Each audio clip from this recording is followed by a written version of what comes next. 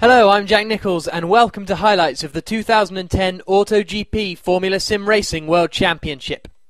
Round 2 of the championship took place on the streets of Melbourne around Albert Park Lake. The first of 4 street circuits this season, this is a bumpy track composed of tight chicanes and long straights.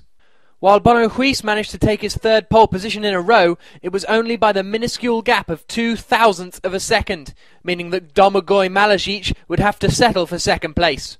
Bruno Marques had a good result in qualifying in third, and Canapino achieved a second-row start for the faster-than-speed racing team. With Hanel and Greco rounding up the third row, the top 5 drivers were separated by less than 1/10 of a second. To the race start, and it was Canapino who made the best start off the line, getting the jump on Marques.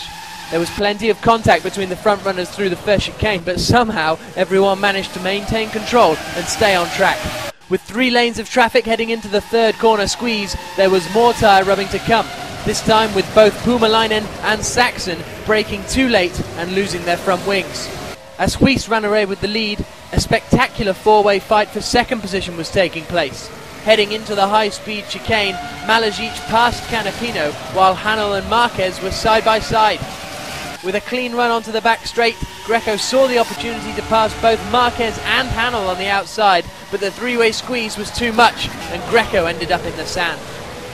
At the start of lap 2, Hanel got around Canapino for third, and soon Marques was eyeing up Canapino too. Marques couldn't make his first passing attempt stick, but he managed to keep in Canapino's slipstream and beat him to the following corner. Further back in the field, Sergio Casaleens had caught up to Mikkonen in 6th place. Mikkonen tried to squeeze Casaleens out and effectively ran the Spaniard off the track into the braking zone. Casaleens was left hopelessly stranded in the gravel. Meanwhile, Hanel made a bad mistake, jumping onto the accelerator a little too quickly out of the last corner, losing traction and being extremely lucky to avoid the barrier. Bruno Marques jumped on this opportunity and won the chase down the main straight, moving up into third position.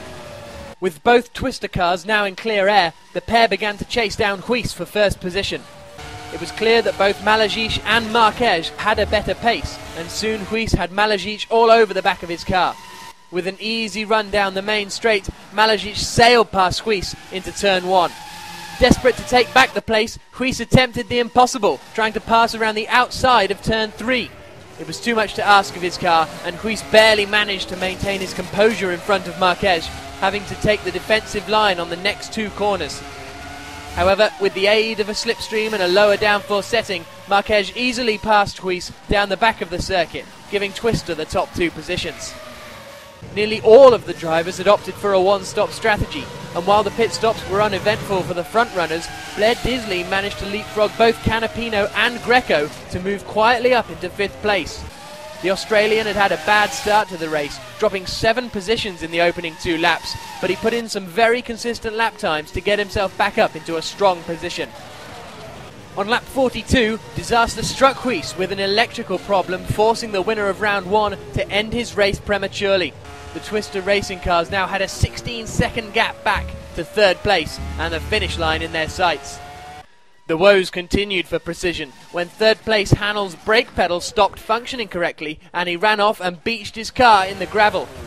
While he managed to get back on track again, he would have to manage with only 50% of his braking power for the remainder of the race. With a dominating performance, Domagoj Malezic took the win in Australia, finishing on the podium for the second time in as many rounds. Bruno Marques proved he still has what it takes, finishing in second, and a brilliant drive from Blair Disley saw him make the podium at his home Grand Prix for the first time in his career. Jaakko Mikkonen finished in 4th, and David Greco crossed the line in 5th, just ahead of Canapino. Looking at the overall driver's standings then, and Malezic's victory has given him the lead with 43 points. His teammate Marques is not far behind with 30. Huis has dropped down to 3rd after failing to back up his win at Bahrain and scoring no points in this round. To the Constructors' Championship, and Twister have now moved well into the lead with an impressive 73 points haul, nearly double that of second place Precision Motorsports. Leon Cavallo, Precision's sister team, are positioned in 3rd with 23 points. The next race will be the Malaysian Grand Prix. You can tune in at 5:25 PM GMT on the 4th of April for the multi-BC broadcast. To watch the action live, go to www.formula-simracing.net and follow the links to the live broadcast. We hope you've enjoyed this presentation. I'm Jack Nichols, and I'll see you at Sepang for the next round.